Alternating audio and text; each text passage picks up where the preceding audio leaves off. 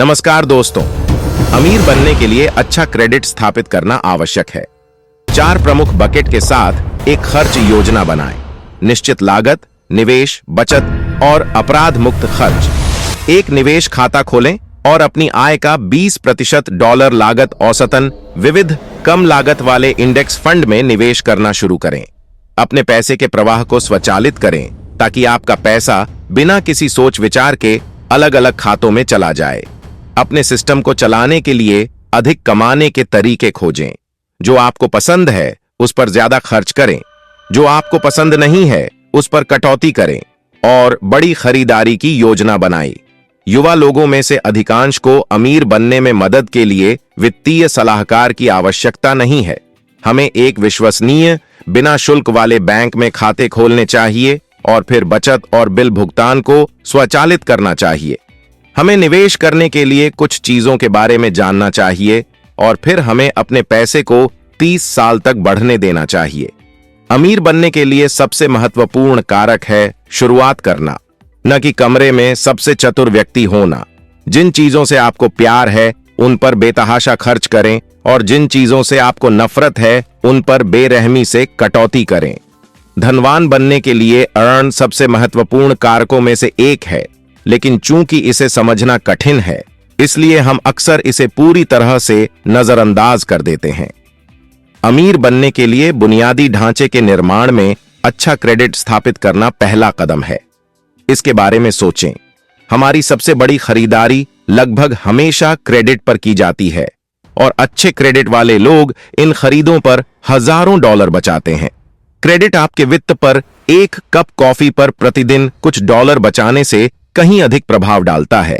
आपकी credit report संभावित उधारदाताओं को, जो आपको कार या घर के लिए पैसे उधार देने पर विचार कर रहे हैं, आपके बारे में, आपके खातों और आपके भुगतान इतिहास के बारे में बुनियादी जानकारी देती है। सामान्य तौर पर यह सभी क्रेडिट संबंधित गतिविधियों को ट्रैक करता है, हालांकि हाल की गतिविधियों को अधिक महत्व दिया जाता है। आपका क्रेडिट स्कोर 300 से 850 के बीच का एक एकल, आसानी से पढ़ा जा सकने वाला अंक है जो उधारदाताओं के लिए आपके क्रेडिट जोखिम को दर्शाता है। क्रेडिट कार्ड स्वर्ग से मिले एक सुखद उपहार की तरह हैं। यदि आप समय पर अपना बिल चुकाते हैं तो वे वास्तव में एक निःशुल्क अल्पकालिक ऋण हैं। वे आपको नकदी की तुलना में अपने खर्च पर अधिक आसानी से नजर रखने में मदद करते हैं और वे आपको अपने लेन देन इतिहास को निःशुल्क डाउनलोड करने देते हैं। अधिकांश आपकी खरीद पर निःशुल्क वारंटी एक्सटेंशन और निःशुल्क किराए की कार बीमा प्रदान करते हैं। जब तक आप अपने क्रेडिट कार्ड का सही तरीके से प्रबंधन करते हैं तब तक वे आपके लिए फायदेमंद हैं। लेकिन अगर आप महीने के अंत में अपना बिल पूरा नहीं चुकाते हैं तो आपको बाकी बची हुई राशि पर बहुत ज्यादा ब्याज देना होगा। क्रेडिट का अधिकतम लाभ उठाने के लिए आपको अपने क्रेडिट कार्ड को अनुकूलित करने और अपने समग्र क्रेडिट को बेहतर बनाने के लिए उन्हें अग्रणी के रूप में उपयोग करने की आवश्यकता है। क्रेडिट संकट के मद्देनजर यह और भी महत्वपूर्ण है। यदि आपका क्रेडिट अच्छा नहीं है तो किफायती होम लोन प्राप्त करना मुश्किल हो सकता है, भले ही आपकी आय अधिक हो। फाइको के क्रेग वॉट्स कहते हैं, समय पर अपने बिलों का भुगतान करना बहुत जरूरी है। यह आपकी क्रेडिट रेटिंग को बेहतर बनाने के लिए अब तक की सबसे महत्वपूर्ण चीज है। ज्यादातर लोगों को फीस वाले कार्ड से मुफ्त कार्ड पर स्विच करना चाहिए, इसलिए अपनी क्रेडिट कार्ड कंपनी से पूछें कि वे आपके लिए क्या करेंगे। अगर वे आपकी फीस माफ कर देते हैं तो बढ़िया, अगर नहीं तो बिना फीस वाले क्रेडिट कार्ड पर स्विच करें। ऋणदाता आरण का लंबा इतिहास देखना पसंद करते हैं, जिसका अर्थ है कि आप जितने लंबे समय तक खाता रखेंगे यह आपके क्रेडिट स्कोर के लिए उतना ही अधिक मूल्यवान होगा। अगर आप क्रेडिट कार्ड के कर्ज में फंसे हैं, चाहे वह बहुत ज्यादा हो या थोड़ा, तो आपके खिलाफ 3 तरह की मुसीबतें हैं। सबसे पहले, आप अपने पास मौजूद बैलेंस पर बहुत ज्यादा ब्याज चुका रहे हैं। दूसरा, आपका क्रेडिट स्कोर प्रभावित होता है। तीसरा और संभावित रूप से सबसे ज्यादा नुकसानदायक, कर्ज आपको भावनात्मक रूप से प्रभावित कर सकता है। अपने क्रेडिट कार्ड का कर्ज चुकाने के लिए सबसे पहले जाने कि आप पर कितना कर्ज है। दूसरा, आपको नकदी प्रवाह की आवश्यकता है। तीसरा, अपने क्रेडिट कार्ड को प्राथमिकता दें। इसके बाद शीर्ष कार्ड को छोड़कर बाकी सभी पर न्यूनतम भुगतान करें। अंत में अपने कार्ड का उपयोग करना बंद करें। अपने पैसे को 2 अलग अलग बचत और चेकिंग खातों में रखने से धन प्रबंधन आसान हो जाता है। इसे देखने का एक बुनियादी तरीका यह है कि आपका बचत खाता वह है जहां आप पैसे जमा करते हैं, जबकि आपका चेकिंग खाता वह है जहां आप पैसे निकालते हैं। औसतन करोड़पति हर साल अपनी घरेलू आय का 20% निवेश करते हैं। उनकी संपत्ति का आकलन इस बात से नहीं होता कि वे हर साल कितना कमाते हैं, बल्कि इस बात से होता है कि उन्होंने समय के साथ कितनी बचत और निवेश किया है। निवेश खाता खोलकर आप अपने आप को दुनिया के इतिहास में सबसे बड़े पैसे कमाने वाले साधन शेयर बाजार तक पहुंच देते हैं। खाता खोलना वास्तव में निवेश करने की दिशा में एक बेहतरीन पहला कदम है, और खाता खोलने के लिए आपको अमीर होने की जरूरत नहीं है। 401 के बहुत बढ़िया है, क्योंकि आपकी ओर से लगभग बिना किसी प्रयास के आप कर पूर्व पैसे को काम पर लगा सकते हैं। इसका मतलब यह है कि चूंकि आपने अभी तक पैसे पर कर नहीं चुकाया है, इसलिए समय के साथ इसमें और वृद्धि होगी। इसके अलावा आपकी कंपनी बहुत ही आकर्षक 401 के मैच की पेशकश कर सकती है, जो मुफ्त पैसे के बराबर है, जिसे न लेना पागलपन होगा।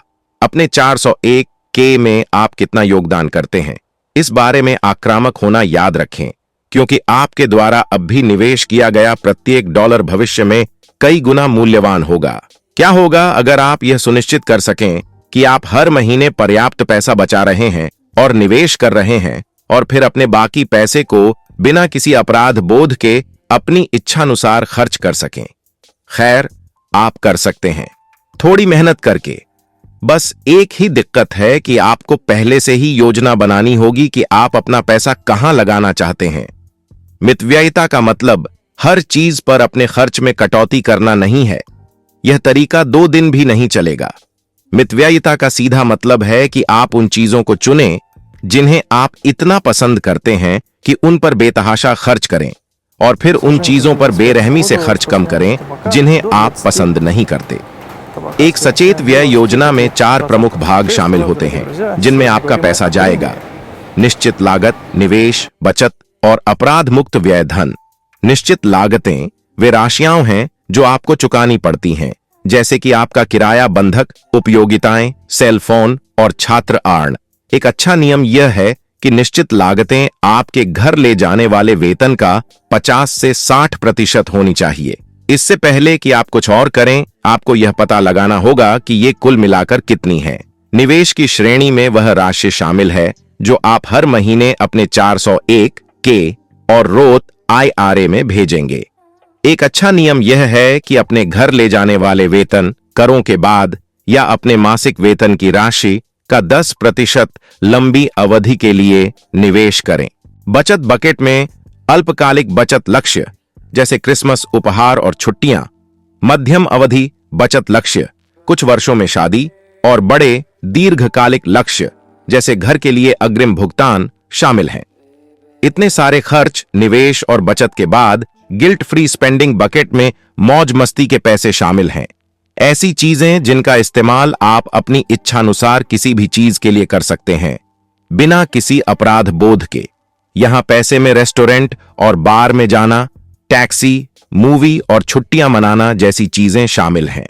लोग बजट बनाने के लिए वाकई प्रेरित होंगे और डिनर के साथ एपेटाइजर जैसी चीजों पर खर्च करना बंद करने का फैसला करेंगे, या वे सामान्य कुकीज खरीदेंगे। यह अच्छा है, लेकिन उन छोटे बदलावों का आपके कुल खर्च पर बहुत कम असर होगा। वे लोगों को अपने बारे में अच्छा महसूस कराने के लिए ज्यादा काम करते हैं, जो सिर्फ कुछ हफ्तों तक चलता है, जब उन्हें एहसास होता है कि उनके पास अब भी और पैसे नहीं हैं। बड़ा जीत पर ध्यान केंद्रित करने की कोशिश करें, जो एक बड़ा मापने योग्य बदलाव लाएगी। चाहे आप अपने व्यक्तिगत वित्त, खाने की आदतों, व्यायाम योजना या किसी भी चीज में बदलाव लागू कर रहे हों, आज ही सबसे छोटा बदलाव करने की कोशिश करें, ऐसा कुछ जिसे आप नोटिस भी नहीं करेंगे, और धीरे धीरे इसे बढ़ाने के लिए अपनी खुद की योजना का पालन करें। इस तरह समय आपका मित्र है, क्योंकि हर महीना पिछले महीने से बेहतर होता जाता है और अंत में यह बहुत कुछ जोड़ता है। यदि आप अपने बजट में से अधिक कटौती नहीं कर सकते हैं, तो यह व्यय योजना एक उपयोगी सैद्धांतिक मार्गदर्शिका हो सकती है, लेकिन आपके पास इससे भी अधिक महत्वपूर्ण चिंताएं हैं। अधिक पैसा कमाना। एक बार जब आप अपनी आय बढ़ा लेते हैं, तो आप सचेत व्यय योजना को अपने मार्गदर्शक के रूप में उपयोग कर सकते हैं। अगर आपके पास पहले से ही नौकरी है, तो वेतन वृद्धि के लिए बातचीत करना आसान है। अगर वेतन वृद्धि के लिए बातचीत करना असंभव है, तो ज्यादा वेतन वाली नई नौकरी की तलाश करें। फ्रीलांसिंग कुछ अतिरिक्त पैसे कमाने का एक अपेक्षाकृत आसान तरीका हो सकता है। इस बारे में सोचें कि आपके पास कौन से कौशल या रुचियां हैं जिनका उपयोग दूसरे लोग कर सकते हैं। जरूरी नहीं कि आपके पास कोई तकनीकी कौशल हो। बेबी सिटिंग फ्रीलांसिंग है। अगर आपके पास घर पर खाली समय है, तो आप ऑनलाइन वर्चुअल असिस्टेंट बनने के लिए साइन अप कर सकते हैं। हम जानते हैं कि लोग अविश्वसनीय रूप से आलसी हैं और वे बिना किसी मेहनत के कुछ भी कर सकते हैं। अक्सर अपने स्वयं के वित्तीय खर्च पर सोचें कि कितने लोग 401 के मैच का लाभ न उठाकर प्रतिवर्ष हजारों डॉलर खो देते हैं। निष्क्रियता से हम कुल मिलाकर कितना अधिक पैसा खो देते हैं। कार्रवाई करने की कुंजी काफी सरल है। अपने निर्णयों को स्वचालित बनाना। स्वचालित मनी फ्लो सेटअप करने में आपको कुछ घंटे लगेंगे।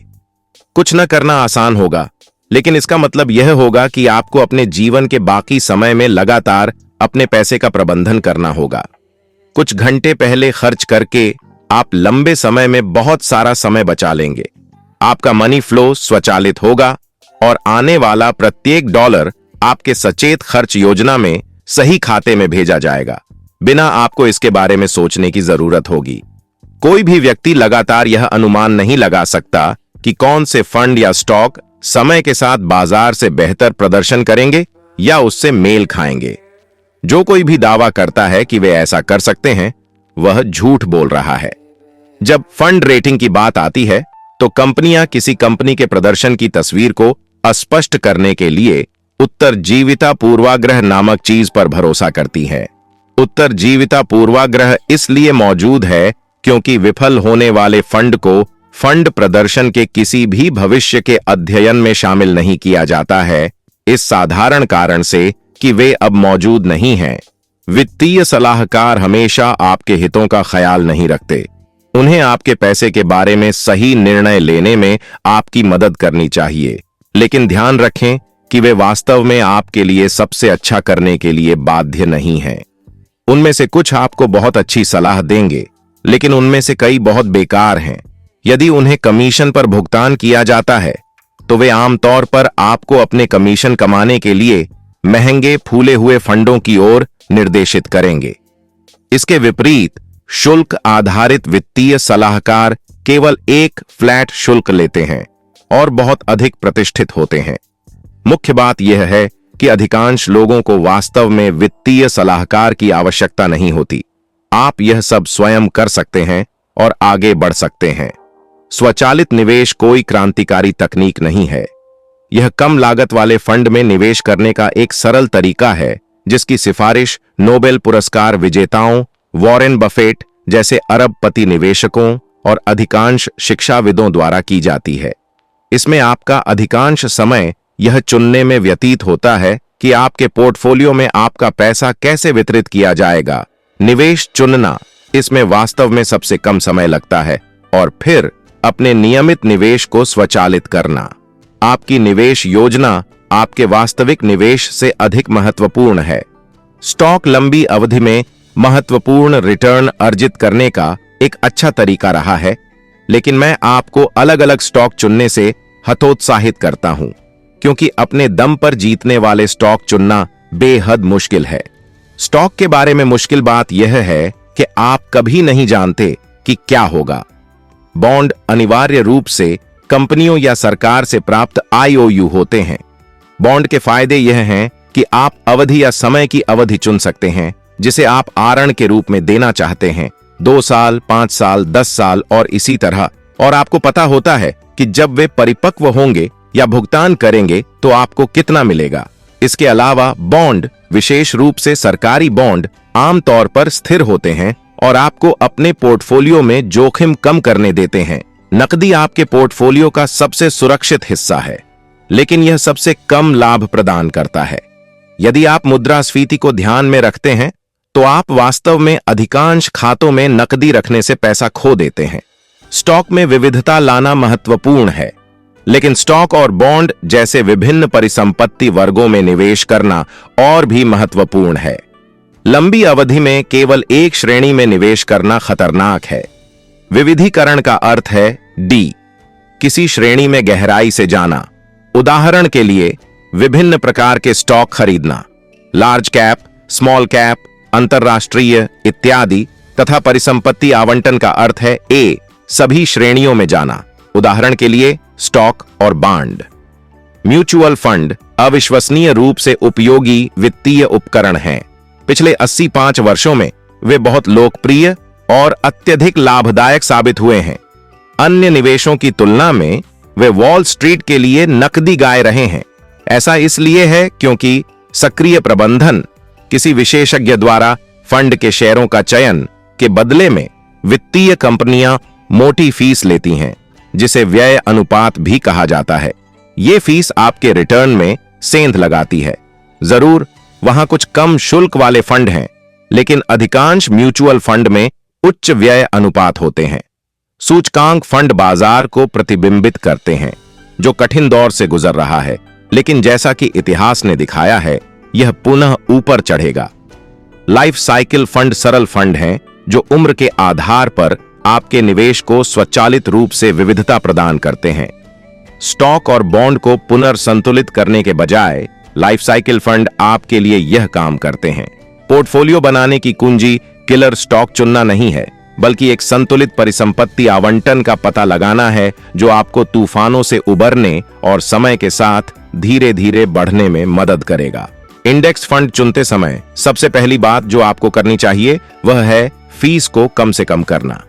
प्रबंधन शुल्क, व्यय अनुपात कम, लगभग 0.2% होने पर ध्यान दें और आप ठीक रहेंगे।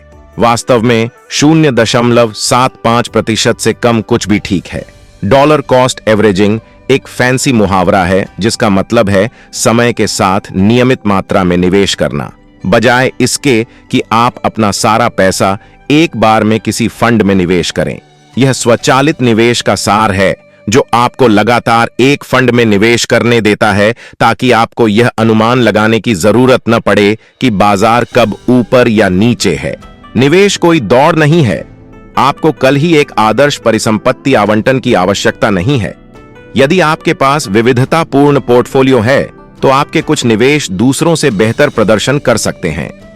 अपने एसेट एलोकेशन को ट्रैक पर रखने के लिए आपको साल में एक बार पुनर्संतुलन करना होगा, ताकि वे आपके पोर्टफोलियो का आपके इरादे से बड़ा हिस्सा न बन जाएं।